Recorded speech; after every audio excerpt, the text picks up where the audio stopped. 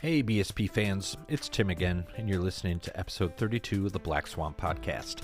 As always, thanks for tuning in, and feel free to subscribe wherever you listen to podcasts.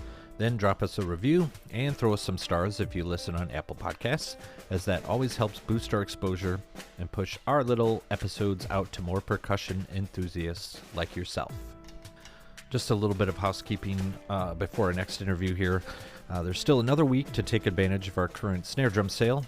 Basically, we have a collection of snare drums that are available to ship quickly. So if you're shopping for a snare drum in a hurry or just looking for something special, check out the quick ship snare drums we have on our website.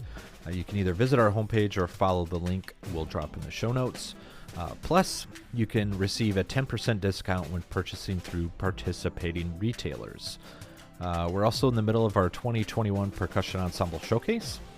Full details can be found on our website and also linked in the show notes, which include entry requirements, deadlines, and 2021 prizes. Divisions include the high school small ensemble category, college multi-percussion solo category, and a snare drum solo category for both high school and college students. 2021 judges include Andrea Benet, Matthew Lau, Nathan Daughtry, and Dan Smithiger. So I got to know Melanie Voytovich over the last few months while Black Swamp was helping to sponsor the Mini Works program through the New Works project. We spend a fair amount of time in this episode talking about New Works, of which Melanie is the founder. This includes sort of her vision, goals, and the commission process involved. Most all of this centers on accessibility and diversity within the music world, which is a huge part of Melanie's work and which Black Swamp is proud to help support. I enjoyed getting to know her more, talking about a few things we had in common, and as always, learning more about what's happening in percussionists' lives that are helping to shape the percussion community. So here we go. Hi, Melanie. How are you? I'm good. How are you? We're officially starting now, so Yeah. I appreciate you taking the time to talk with me on the Black Swamp podcast today. You are a school teacher, is that correct? That is. Like a public school teacher, and I tried to set up our conversation like in the middle of the day, and you were very kind and said, no, that's not going to happen because I teach. I have a job. Yeah. Yep. And so I appreciate you. I think you just got out of school shortly, I guess, because you're in Seattle now, which is it's 7:30 my time. Let's do math. First thing, 4:30. 4:30 in Seattle. Okay, so Gotten really good at that with our board members across the okay. U.S. Yeah, I'm not so used to it. You think I would be because I have dealers, customers, like retail customers all over the world. But mostly it's like an email thing where, okay, I'll email them today and then I know they'll get back to me overnight. So then I can email them. So that's as close as I get. But so you're in Seattle, and part of the reason I want to talk to you is, a couple of things, but it seems like you're building like a cool community there of contemporary percussion. You're doing some collaborations like with dance and other percussionists, and you have a cool commissioning company, I guess, or like it's a 501c3 organization called New Works Project. It seems like, and on top of that, you're obviously teaching, and you're getting your doctorate, so you're kind of going to school and doing that stuff. So you have a lot of stuff going on, and all of which I find pretty interesting. So that's kind of what I want to dig into today. So first, let's go back in time a little bit. I love time travel. It's it's fun, whether it's like Terminator style or a Hot Tub Time Machine style, or I'm really into Star Trek. So there's like all these like kind of like quantum kind of flux things, or like time warps that go on, it was always kind of fun. So you went to school. And I'm going to let you talk in a minute. This is how most podcasts start too. I just do a bunch of talking up front. I kind of get all my words out at the beginning, and then I let the guest talk. So you'll have your chance in a second, Melanie. Just hold on. So you went to Hart School. which is obviously on the East Coast, and then you went to Buffalo, which is a little further west, SUNY in Buffalo, and now you're in uh, Seattle, and also going to the University of Washington. Is that correct? So Yes. how did you go from East Coast like to West Coast? Like what happened? Yeah, so I actually grew up in Buffalo, New York. Okay. So to be honest, like as a high schooler, I don't know if most high school students feel this, but I was like, I want to get as far away as from my family for college as I can, just so I can have this like independent experience, Right. but still be close enough to come home for like a weekend. So looking around, I applied to a couple of different schools, and Hart was the one that seemed like, of the ones that accepted me, the most like um, the most challenging school, Yeah. and like highest expectations, and also gave me a generous scholarship, so it was Right. kind of hard to say no. So yeah, I went out to Hart, and then after Hart was over, I just decided to move back home, and actually for a year went to SUNY Buffalo for elementary education, thinking Okay. that maybe I will get dual certified in music ed and elementary ed to make myself very attractive as a candidate. But quickly realized this isn't where I want to be, and transition to performance, going back to that. Sure. Um, So that was and at the Hart. Sorry, that was at Hart then? that was at SUNY Buffalo for my Okay. master's. Yeah. Oh, I see. Sure. Yeah, and then after that, like I during my master's went to go visit Seattle a couple times. I went for a week, and then I went for the summer, and I just really loved the environment of the city. I had previously had dreams of moving to New York City, Oh, okay. but I think a little out of my price range at that point, Right. and just really liked Seattle. So I ended up looking through the programs there and moved out here. Right. Um, so the first thing I think of, obviously, the Hart School is Ben Toth, who I've met before, and I know I've went to school at the University of Akron, and the Matt Dudak, who kind of teaches there now, and I was friends with, and still I'm friends with, but kind of knew really well at Akron. I know he was a student of Ben's at the Hart School, and then I knew a couple other people went to school there. So, I mean, did you kind of know about Ben prior to going out there? Was that part of your decision making, I Uh, assume? No, actually, I didn't. I didn't Okay, I know don't Ben super assume that. well. I take Yeah. that back. Actually, it's interesting. Of the schools I went to, I think I knew more about the ed program Oh, there okay. versus like when I applied to some other schools. I applied to like Ithaca, like Gordon Stout, Right. and then um, of SUNY Fredonia, K Stonefelt. And so there actually, yeah, so I knew that was the one program I think I applied to that I knew the least about the actual teacher, Sure. but more about like the ed program. Yeah. And I mean, I knew when I was going to school, I did not want to be a band director, and for various reasons. And obviously, you kind of figured that out too, maybe a little bit. But there's like this wide, um, and maybe it's not, but I perceive like you're in the ed program or you're studying contemporary percussion, like with Ben, like, or you kind of made that decision, I guess, when you got to Buffalo, that you didn't want to be in education. But like, was there some sort of, what was kind of that defining moment where you're like, no, I want to pursue something in music, but totally opposite than education?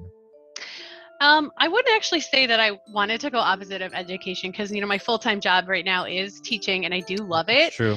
I do actually feel like I'm torn between both worlds. So I think that I am great in the classroom. I love working with kids. I also know that I love like contemporary music, and my goal is to be able to do both of those things, Yeah. which I think can be a very lofty goal because they don't always work together. And Right. we see a lot of people who are very dedicated to one or the other. Right. And Sorry, go ahead. no, yeah, that's what I find really interesting is when we were kind of emailing back and forth and setting this up, and you're like, oh, I'm a school teacher, so I'm working at school during the day.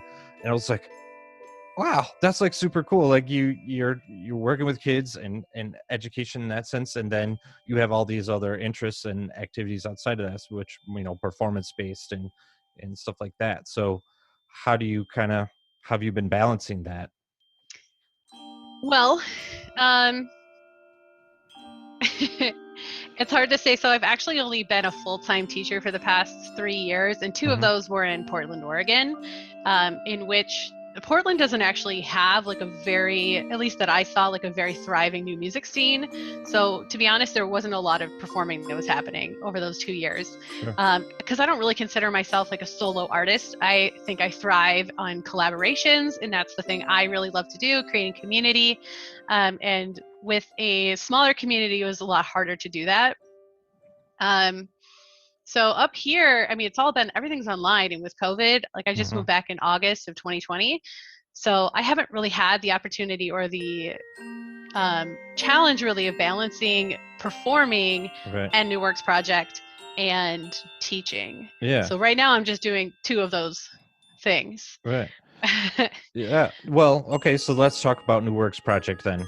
Um, and for listeners that don't know this, let's see if I can summarize it here, and then you can correct me and jump in. So basically, this is a sort of a commission organization where I sometimes I've described it to a couple of people as like sort of crowdfunding commissions, sort of where people can buy in or like buy into a piece from a composer, and instead of paying commissioning a piece by themselves, they can kind of buy in as a group and then have access to this piece either for a limited time perhaps, or for limited performance, or something like that. um, uh, okay, so I horribly described. I okay, now the authority. Now go ahead and tell me what it actually is. Yeah, I mean, you got pieces of it for sure. Pieces of it. Let's put all those pieces together then. Yeah, so our main purpose or goal is that we run consortiums or commission projects which actually I started in 2014 because as a grad student, I came back from Chosen Vale, leaving. I don't remember who said it, but one of the guests or one of the teachers that were there at Let's one of just the say talks. Just say Doug said it. That's fine. Doug, sure. Doug Perkins Right. said, if you want to do it, just do it. Don't wait for someone else to do it. Do it Sure. yourself. And so I was like, yeah, I want to commission new music from composers, so I'm going to do it. And then I remember emailing Ivan Trevino and saying, like, how much is it for me to commission a piece from you? And he responded something like $3,500. Right. At which point, grad student me was like, yeah, no, it's not happening. Like, I really want that to happen, but it's not going to. Yeah. And so I just started to think about like, well, like consortium model stuff. Um, Sorry, and can our you explain consortium then? Yeah, consortiums is essentially what you said, where like a collective of people Okay. will sort of buy in together to reach that end fee that the composer is looking for.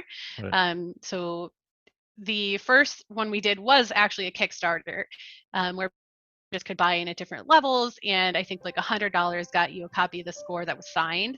Oh, cool. And it was pretty basic.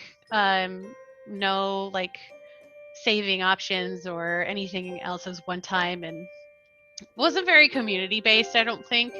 Our second one, the play more save more model for commissioning. So where the commissioners get a year to play the piece, and every time they play it, they end up paying less in the end. And for Elliot specifically, I believe he said like that is a model that works for him really well, and then he likes. And I also understand that it doesn't work for all composers. We've actually asked our composers how much they value that trade-off. Some of them more than others. But I think that our commissioners really value that in making it accessible. So our idea was like, how low can we get this? And we have actually had somebody who has performed the piece more than 10 times in a year. And so their end fee was $0. Oh, wow. Yeah. And So we try to make it really accessible. We're talking about other ways where we can continue to keep making it even more accessible financially while still continuing to honor how much composers are receiving for their work. Right. Well, I think one of the key words I wrote down as I was uh, semi preparing for our conversation here was accessibility, um, which kind of came up in a couple different ways. And so, in this sense, I mean, you're making pieces accessible to, or helping make them accessible to people that might not be able to afford it otherwise. And so, yeah, for instance, I was trying to explain this concept to my wife, like over lunch today. She's like, "Who are you talking to tonight?" I was like, "Oh, it's like Melanie, and she runs the New Works project, and here's what I think it does." And that was part of it. It's like, you're young percussionists, might want to play New Works or be involved in this process, but can't afford $3,500 for Ivan Trevino or more, or whatever. So it's a way to kind of be involved in the process. It makes it accessible to a kind of a wider audience of performers, which is pretty cool. Um, uh, and then kind of the second word or like thought that I had coming into this was also equity, because I think there's a large part of this New Works project that is about um, equity and diversity. Can you talk about that, like how that kind of took shape or what the idea was? Yeah, for sure. When I started this project by myself, I for sure, looking back at our previous ones, if you notice, like our composers that are featured, um, definitely highlight blind spots that I had Mm-hmm. in programming and representation. And I'm very thankful for, Dave Molk is the first person that joined our board, does a lot of work in or a lot of reading and discussions on equity, and came in and really like helped me, not as the only person, but helped me see like a lot of ways that New Works Project could be doing better, Mm-hmm. and kind of highlighted those ways. So ever since then, we've been really focused on, how just doing better, like being a leader in what a diverse program should look like, um, and what, really trying to normalize, like this should just be normal. Sure. um, and sorry, the other one, I thought, did you ask about, diversity and equity? Yes, we're Equity. also Yeah. talking about in terms of our commissioners, now looking at those as well. So equity and commissioners, are we just providing opportunities that are still accessible only to like people who already had access, maybe, Mm-hmm. and maybe they couldn't afford the 3,500, but um, maybe somebody still can't afford $170 that's out of their price range, and they don't have access to performance opportunities like undergrad students who maybe only have one recital or maybe two opportunities to perform a work. So really examining like who are we serving to, and Sure. is that an equitable program? Yeah. And because are there, I guess I'd have to go to the website, but I mean, there's, uh, I wouldn't call them scholarship opportunities, but there's like kind of other financial opportunities for people that want to be involved. Yeah, so the mini works program that just closed, Right. did actually have a scholarship opportunity where you can do a full scholarship for that. We are looking into scholarships for our full core series programs in the future. It's not something we offer yet, but we did just introduce college pricing. So if you're a high school or undergrad, you have, each performance is worth more of a discount, and Right. then graduate again, a little bit less until you get to professional, which is the standard thing that we've been doing so far. Yeah, cool.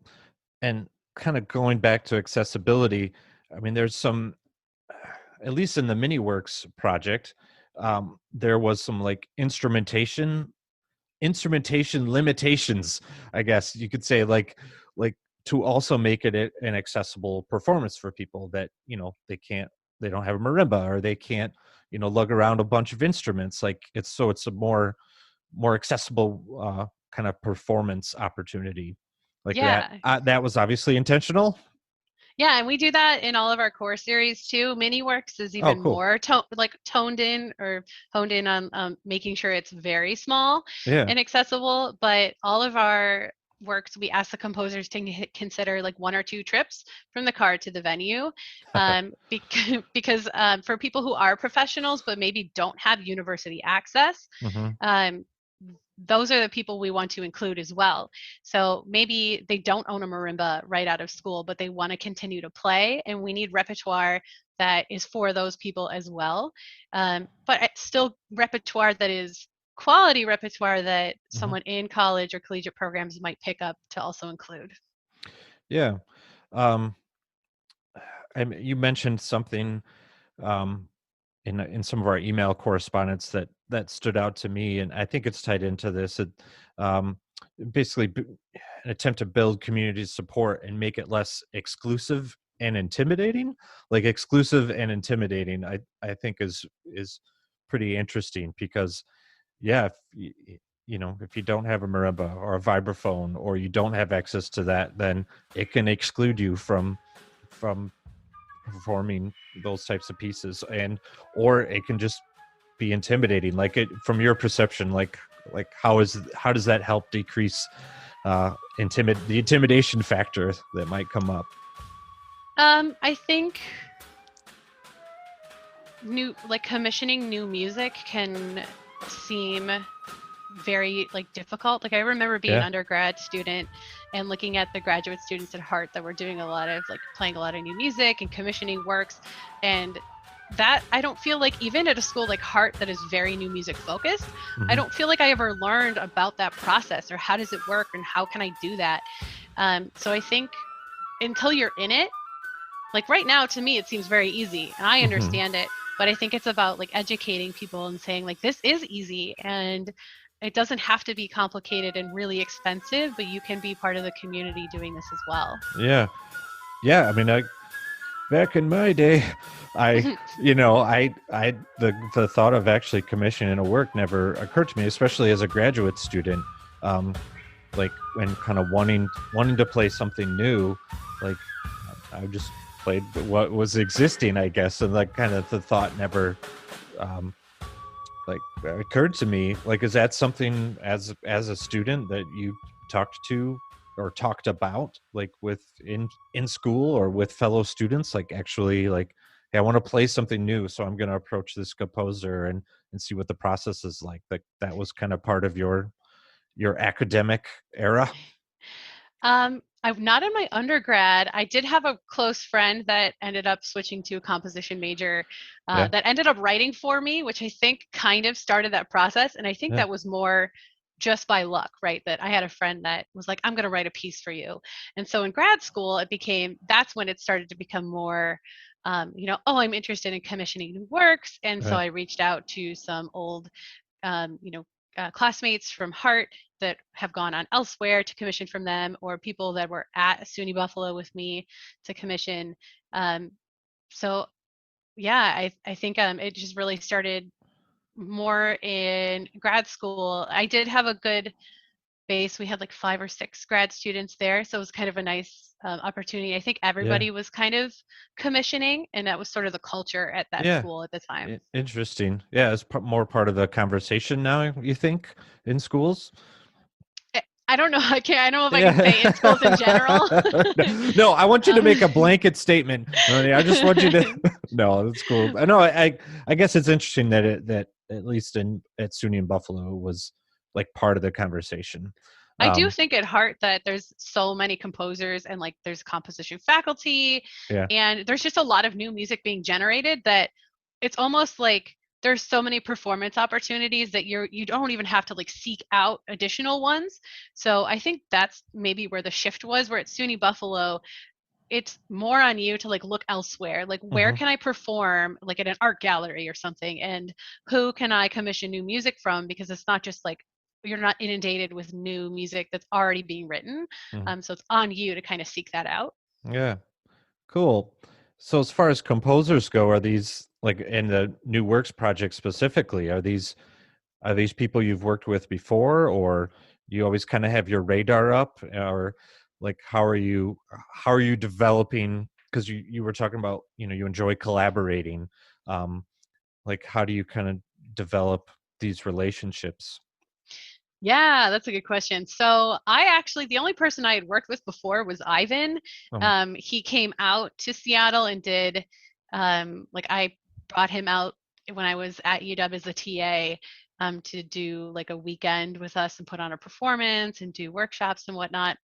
All the other ones are just people that we have found, either through internal recommendations or externally people emailing us and saying, hey, you should check out this composer.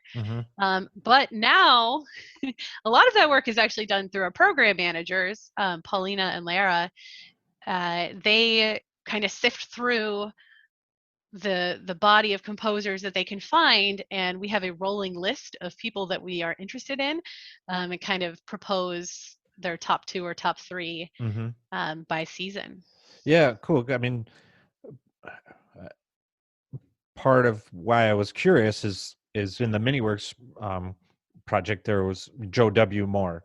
It was participating as a composer, and that's how you and I kind of initially got connected, because Joe is a BSP educator of ours, and somebody that I've kind of worked with before on video content and educational content and stuff like that. So yeah, I mean, I mean, you don't have to tell me specifically, but I just am kind of curious, like how like you started to form these relationships, and maybe with Joe specifically. But yeah, I think it's cool to be able to work together on, especially on a project with Joe, who's awesome. Yeah, Joe actually, funny story, we did interviews for our education chair position for the board in the last year. And one of our questions was, if you could suggest 2 composers for our organization, who would they be? And it's sort of to gauge, how well do they know us and our aesthetic as potential board members. And multiple people said Joe. Oh yeah, awesome. And we were like, this is a really good fit. Right. We did steal some ideas from those interviews. Thank you if you interviewed. Right. So yeah, cool. I'm just curious.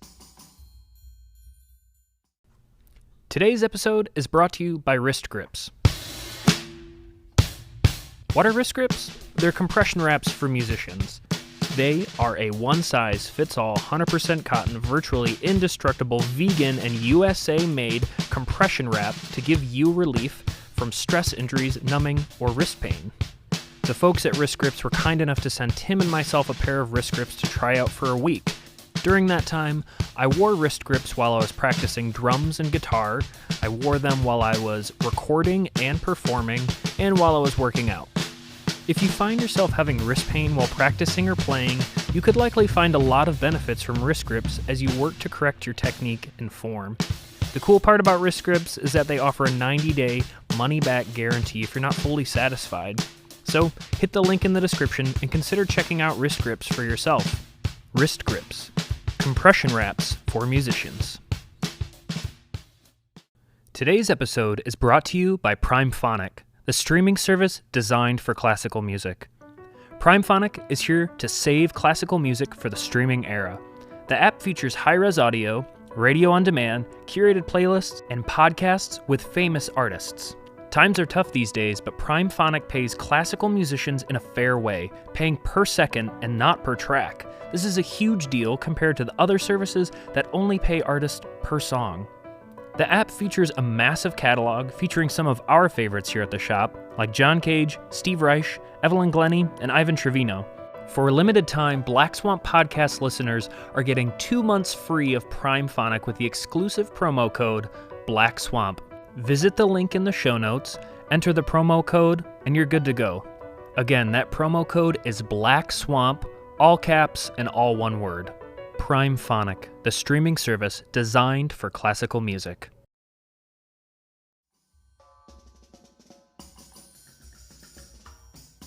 Yeah, so one other kind of, I guess, transitioning, to another project of yours, which is Beyond Observation, which is a dance and percussion, again, collaboration. And well, why don't you tell me about it? But I have a couple questions, and if you get to one of them, then I'll jump in. But if you could just talk a little bit about this project, obviously with a choreographer, and then a visual artist is involved, and then some audience participation or interaction. Um, Yeah. So that was actually part of the Cornish Arts Incubator residency, which we had a 21-day residency with them.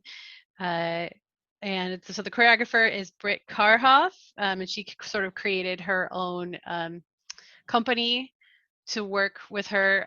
She was pregnant at the time, so mhm. she choreographed and rather than dancing. And our visual artist was Marika Kaiser, somebody I was actually an undergrad while I was a TA at UW. She was an art major, but she was also doing percussion. Okay. So she did the amazing like gaff tape art, which was just so visually stunning in the space. Um, the whole idea behind it, though, was sort of this examination of what role can the audience play in a performance. So what we essentially did was created sort of 4 sections of music and dance. And we started the piece based off where people were standing in the lobby of we were in the lobby of this huge space, and so wherever the most people were, that is where we started our performance. Yeah. And like that, we are doing the upstairs section, or we're doing the stairs section, or downstairs. Um, and around like a lot of the choreography, Britt decided, if people are sitting in the couch area, like, or if they stand up or move, the dancers like respond to how the audience is moving around the space and interacting with the space. Mhm. So it like directly changed the performance and like what happened. And in some of those instances, we had like radios and sound that also changed depending on what people were doing. Mhm. And it was interesting because once they started to figure it out, they realized, oh, when I move, something happens. Yeah. Okay. And so it Yeah. starts to That's ramp up. no. That's one question. Is like, um, how obvious was it? I guess, and so it just sounds like it wasn't totally obvious at first that people's just movement or motion or whatever kind of normal activities were kind of fueling some of either dance and music, like where the yeah, like basically the Yeah. entire performance that was going on. So Yeah, and there were some aspects that were more obvious. So we had actually like service bells. I got these really fancy service bells and prepared them in different ways and put them around mhm. the space. And some of them were obvious that with like arrows saying press here, in which it would alter how fast I was playing the motive. So I would either go to double time or half speed. Mhm. And I was collaborating with another musician. So he would stay steady. I would continue to sort of like loop over him, or I would switch instruments. um, so some of them were more obvious, where it's like you press this button and something happens, and some of Right. them are we're just feeding off what you're doing. Sure.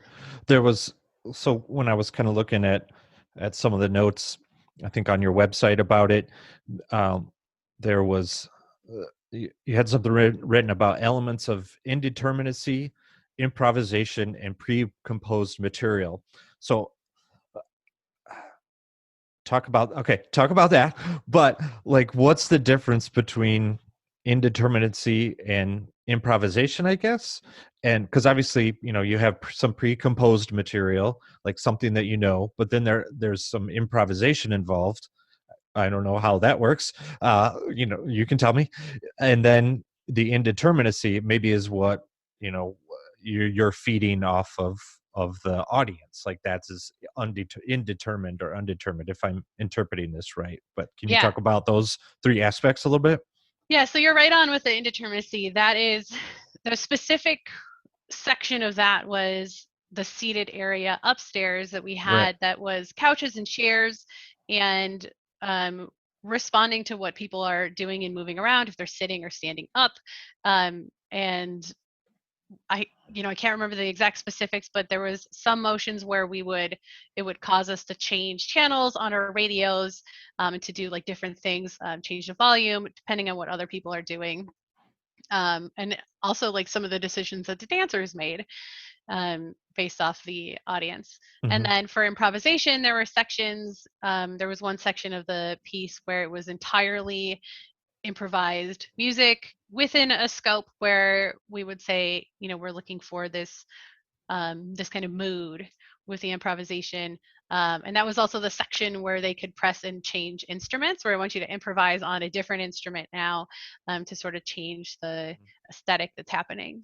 Yeah. Uh, So how do you prepare for a performance like this that's indeterminate, or and then there's kind of multiple disciplines, there's music and dance, and then you have to be aware of the audience, sort of the unknown, I guess, a little yeah. bit. You have to make it known at some point, but how do you prepare?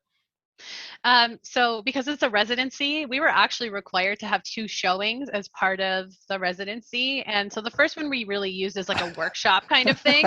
So we Yeah, just introduced invited like friends and closer people where we could sort of sure. say like, we're using you as a test so we can adjust for the performance, Right. that happens at the end of the 3 weeks. So it was a lot of like, how did that go? Examining the workshopped version of it, Yeah. essentially. And there were things that we altered. Of course, we were like, this didn't work, this didn't translate. People didn't realize that they needed to do XYZ to change something and nobody utilized it. So maybe it's not obvious enough or in a spot where people can see it. We also, I think at the first showing, we had some chairs like right in the middle of everything to see if people would sit in them, and nobody elected to sit in them. So everyone stood That's on the outside. the hot seat. Yeah. Yeah. So we were saying, well, maybe that seat isn't working unless you have somebody that's very brave that wants Yeah, to sit in sure. the middle by themselves. Right. So Uh, so is there a way to kind of determine if the performance was a success, quote unquote, or you're like, if it works, whatever happens, and that's a success. yeah, I definitely think that the second time we did it was very successful. Like all of the plans that we had utilized for, if someone does this, I Mhm. think act like triggered at least once. And some of them were things that had to have happened, like, right, like where are people standing? Right. That's unless we have no audience, Right. that's going to happen, right? Right. Um, so yeah, I thought it was very successful. I had a really good time. Yeah. People utilized all of the bells. Actually, the second one was great because we also we had music like percussion setups around the room. And during the first one upstairs, somebody downstairs decided to start playing the vibraphone, Nice. figuring out like Twinkle Twinkle Little Star or Yeah. something. So It's like added a a music circus or something happening. yeah. So we added a little bit more to the piece that day. Yeah, interesting. Oh, that's cool. Again, part of the collaboration, I guess, and combining um, kind of interdisciplinary stuff. Like, um, I've been communicating. Well, a guest on a prior podcast, Gloria Yehalevsky. Um, we've kind of talked about some of this stuff, and she's actually working on a project now with like a kind of multimedia thing. Music and and and art and multimedia and stuff like that. So I think I don't know. It's again, I'm I'm a little older, so like that's stuff that was never even kind of part of my concept for performance when I used to perform. Oh well, never mind. I digress. So yeah, I think it's cool. It's interesting. Congratulations. Um, and then on the other side of that, you're a public school teacher. So, Yeah. so Yeah. you, Doing yeah, weird things. yeah. Like, so are you a music teacher then? Like a band director, or is it more of a music academy? Like, what's going on? What's your Yeah. day So look like? it's different every day. I teach grades 4 through 8. So I have a split position right now, even though I'm full time. I do half of my day or my week is teaching grades 4 and 5, like first instrumental music experience, like pull out lessons in school. Mm-hmm. And then the other half is I work at a middle school doing band and orchestra. Um, I actually did Suzuki violin as a kid, so Oh, I'm okay. also skilled in like violin and orchestra side of it. Yeah, cool. But yeah, so that's where I am right now. I don't know if it's not the position I'll be in forever, Yeah, but yeah. I yeah. I mean, I guess what I'm a little curious about is there a way, I mean, you're working in a public school, you got to teach kids how to read music and hold uh, a violin or a clarinet or hold drumsticks, whatever, like, but is there room for uh, like conversations about new music? Is there room for kind of conversations about indeterminacy or like collaboration? Like, do you ever kind of integrate that in some of your teaching? Yeah. For sure. I think there is. So I love this conversation of like the game of like, is this music? Mm. So like most recently, so Bill Solomon, who I went to Heart with, Yeah, cool. posted a video that he shared a video of like a 30-minute work of like new music in Animal Crossing, the video game, Right. which I watched the Yeah. whole thing and I was like, this is fantastic. And I shared a little bit with my kids and I asked them, like, is this music? Like, and kids connect with that. They're like, oh, that's so cool. It's a video game. But Yeah. also like the sounds that are happening are is this music? Um, I've also done a little bit of, not this year since we're online, but in the past I've done a little bit of like cage-esque things, Sure. between like the number pieces, sort of inspired by that and just finding like sounds and listening, and, what makes music? Like what is music? Hmm. Um, and I think that that's for that age group, that's about As far as you as can far go. as like, yeah, we're Yeah. not going to be reading some contemporary Yeah. music right now.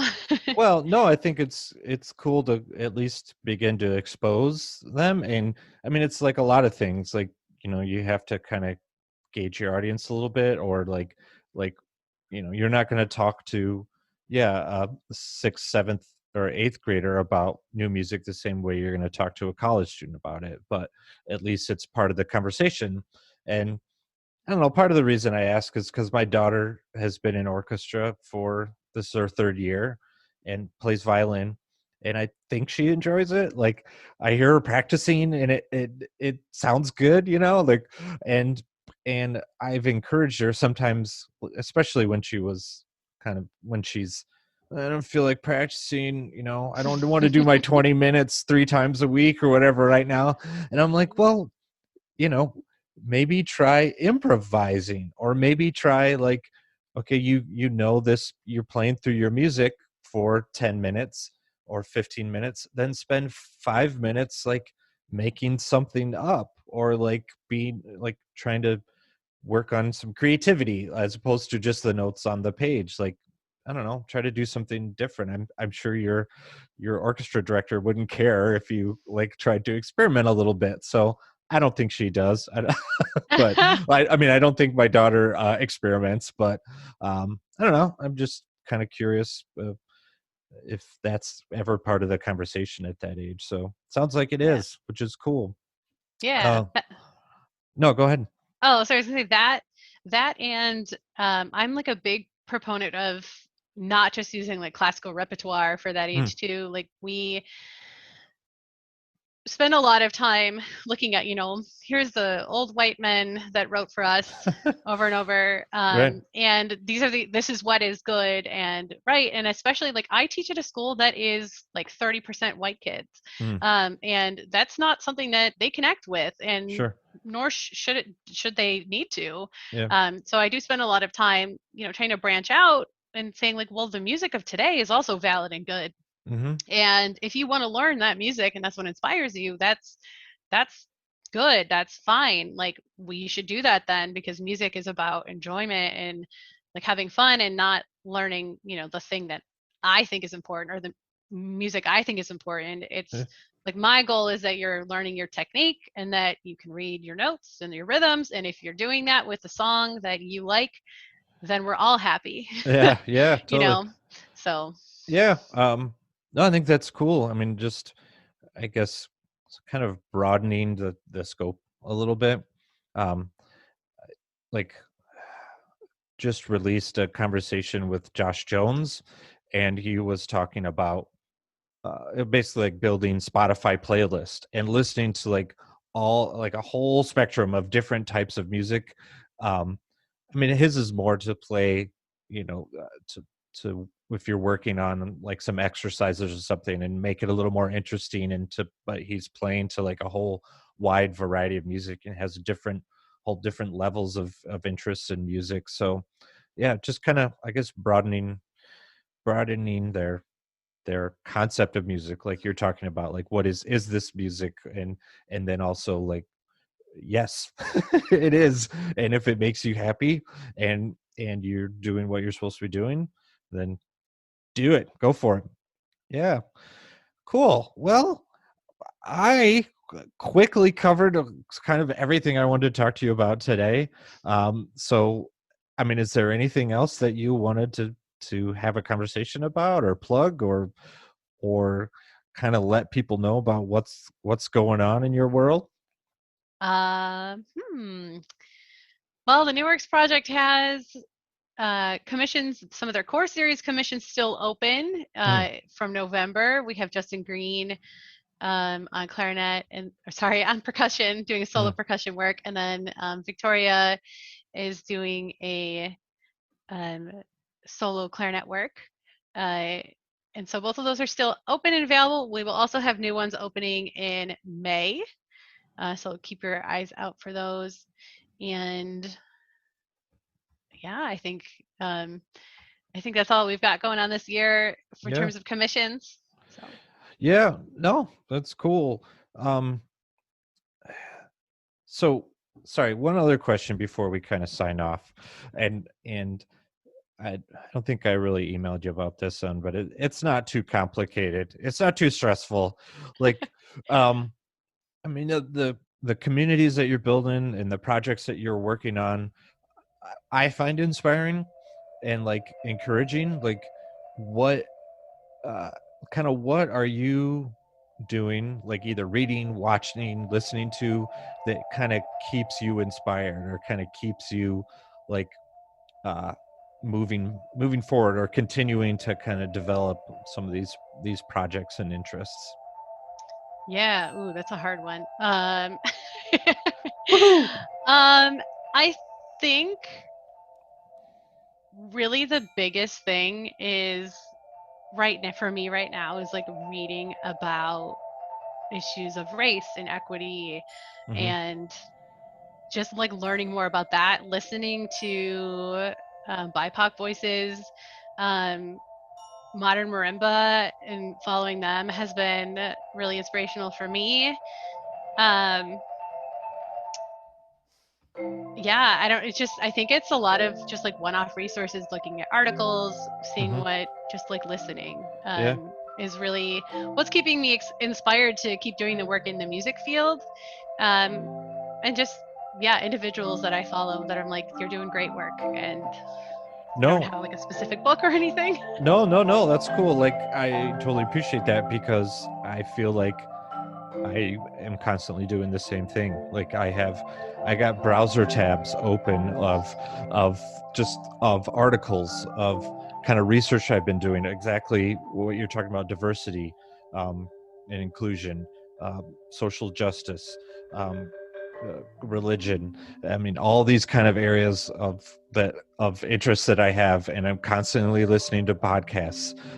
The guys at work are like podcast nuts. Everything from politics to economics to social issues, um, and so we're constantly like bouncing stuff off of each other. Hey, you should listen to this. You should listen to that. My wife is a graphic designer and can listen to podcasts basically all day, and it doesn't really bother her. I have trouble like listening at work.